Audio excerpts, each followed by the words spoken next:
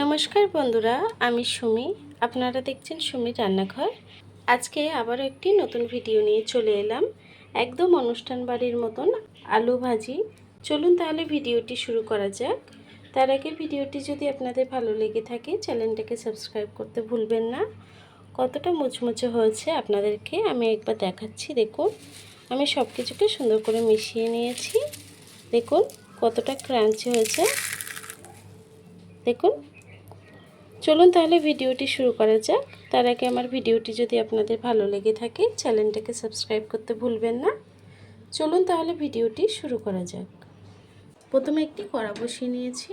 কড়াইটি গরম হয়ে গেছে, তেল দিয়ে দেব। তেলটা একটু বেশি করেই দেব। তেলটি হালকা গরম হয়ে গেছে, আমি আলুগুলো দিয়ে দেবো। আলুগুলো কুচিয়ে জলটা ঝরিয়ে রেখেছি, আলুটাকে দিয়ে দেব।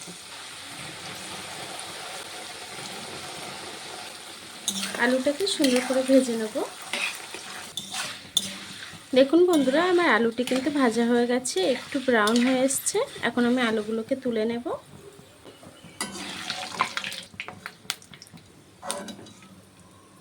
আলুটি ভাজা হয়ে গেছে, ওই তেলেই দেব কিছুটা বাদামটাকেও ভেজে নেব। বাদামটিও ভাজা হয়ে গেছে, তুলে নেব।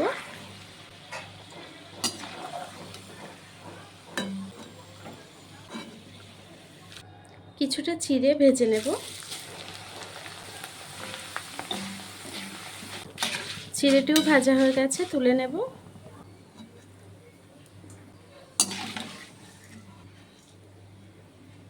কিছুটা কারি পাতা ভেজে নেব।